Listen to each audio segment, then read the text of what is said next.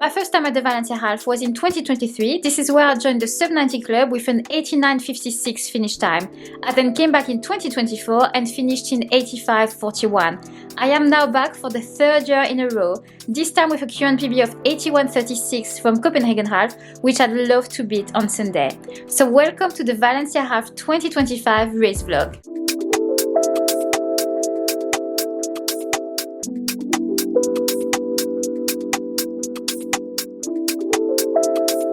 We just got back from the expo where we collected our race numbers, event t-shirts, goodie bags.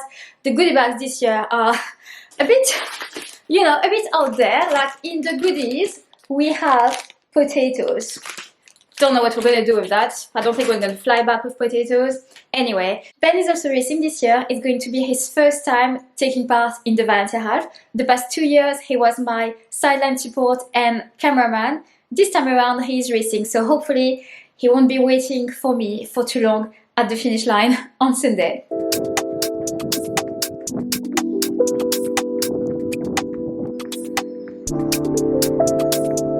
"24 hours to go until I stand on the start line of my third Valencia half in a row. I've just done my final shakeout before the race, a little over 20 minutes with some strides.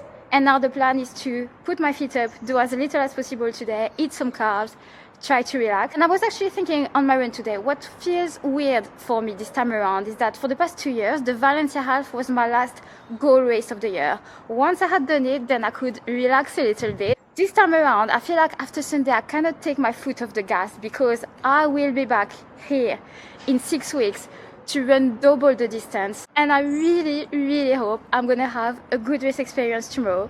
Otherwise, it's probably not gonna be very good for my confidence going into the peak phase of marathon training. It is now 2 p.m. and I'm not gonna lie, the stress levels for tomorrow are really rising by the hour at this point. Anyway, so in terms of kits and everything, I am doing nothing new. I am going to be racing in the Puma Fast R3, which I wore in Copenhagen. And then fueling wise, I will take with me 2 precision gels, so that's 60 gram carbs. The very first time I managed to take 2 gels in a race, actually 2 precision gels, was at the Valencia half last year, and since then that's what I've done with all my half marathon races. Now, weather-wise, I don't think it's ideal. It's actually what's stressing me out the most, really. I keep looking at the weather and I'm like, man, tomorrow is going to be hard. I really think it's going to be hard. So the race starts at 8:30. It is going to be 19 degrees. It is not going to go any warmer than that, but it is going to be rather humid, and like this morning was so stuffy. And I only went for 20 minutes and I was already like really sweaty, so that's what's stressing me out for tomorrow. I don't think I can do well in that type of conditions. And then wind-wise, it's not too bad. It's not going to be perfectly still, but it's also not going to be terrible. Just quite strong gusts up to 18 miles per hour, but hopefully we won't have too many of them. And yeah, really the weather is the one thing that I cannot control. The rest I feel like I've got under control. And yeah, we'll just see what happens tomorrow.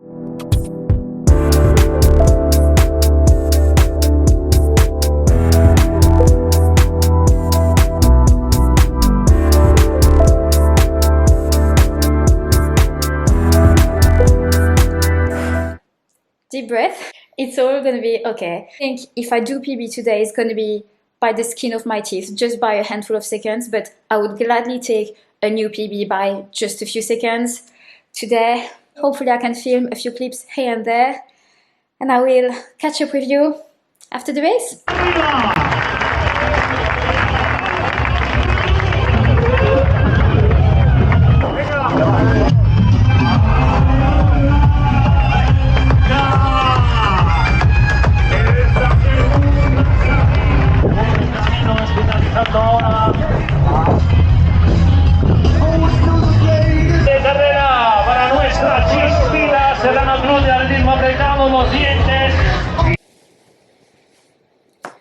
So I really thought the race was going to be the big stress of the day, and then we'd be back at our Airbnb mid-morning and then just have a normal rest of the day.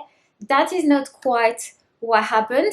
Honestly, you couldn't write it, and I wonder if it played a part in how my race went, or at least where my mind went when I should have been focusing on racing. So we got ready for the race. I filmed the last few clips, then put my camera away. Ben's start was at 8:25, so he left a little earlier than me. A few minutes later, I'm about to leave, and as I'm shutting the door, I hear a bang coming from the bathroom. So I reopen the door, I go see what's going on, and then I see that a small leak is starting from the ceiling. At this point, I don't have much time. I don't see where to turn the water off, and to be honest, I'm in complete disbelief of the terrible timing of this whole thing. And at this point, it's a small leak. So I leave. I'm warming up doing my strides. I text the Airbnb people to let them know what happened, tell them that we won't be around, but they might want to go in the flat in the morning just to check what's going on. And then before I know it, it is 8:30, my wave starts, so off we go.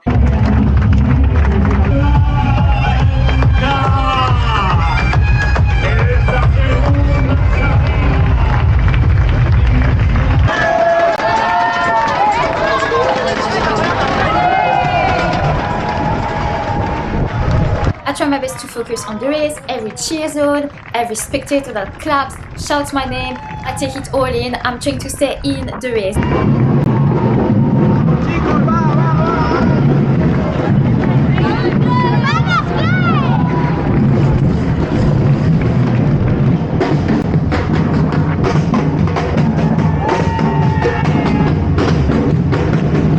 But as soon as I let my mind wander, I just think about the leak and I'm wondering if it's getting worse. I was also really feeling the humidity from the get-go. The air was so stuffy, and it was actually worse for the first maybe 30 to 40 minutes. Towards the end, we had some rain, which was so welcome. That did help. But I took full advantage of each water station, drinking a few sips, and then using the rest of the bottle to absolutely drench myself, like my hair, my shoulders, everywhere, just to try and stay cool.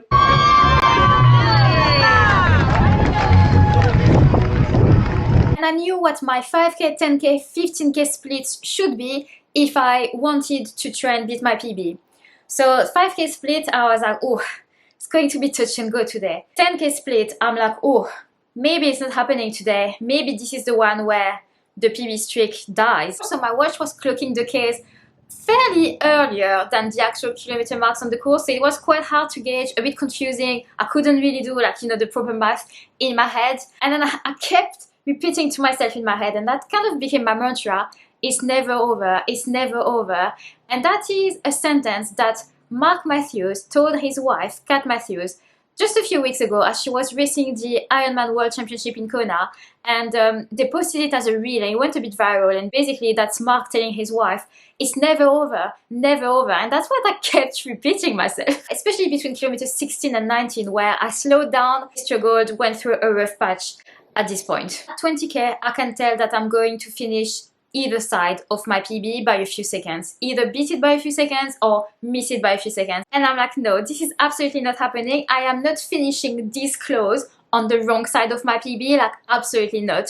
So I picked up the pace for the final kilometer, and I really kicked on the last few hundred meters as soon as I hit the blue carpet. Like my pace went from 3:48 to 3:30 something for the last few hundred meters. And I did it. I salvaged the half marathon PB streak. My chip time was 81:29, so that is a 7-second PB. And that is a chunky course PB because I ran 85:41 here last year. So overall, quite relieved with that result. Now, unfortunately, Ben didn't have a great race in Valencia yet again. He finished in 6:8 something, so that's 2 minutes of his PB that he set at Copenhagen.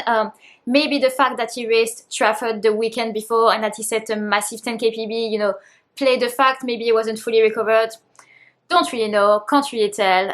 So we got our medals, took a few photos, then I checked the messages from the Airbnb people. It sounded like it was bad news that the leak had taken a turn for the worse, so we rushed back to the flat, and oh my gosh, absolute disaster. Like, huge hole in the ceiling, flooded everywhere, like this stream of water just wouldn't stop. Thankfully, we had nothing of value left on the floor, no laptop, nothing like that, just a couple backpacks and shoes, so we didn't lose anything. There was no big material damage for our belongings, but we couldn't stay. For the next 5 hours, we basically couldn't shower. We originally got relocated to another flat owned by the same Airbnb people, but it hadn't been cleaned. There were no clean towels, nothing like that. We ended up booking our own place, this place, so we could have somewhere to settle and relax and get on with the rest of our stay.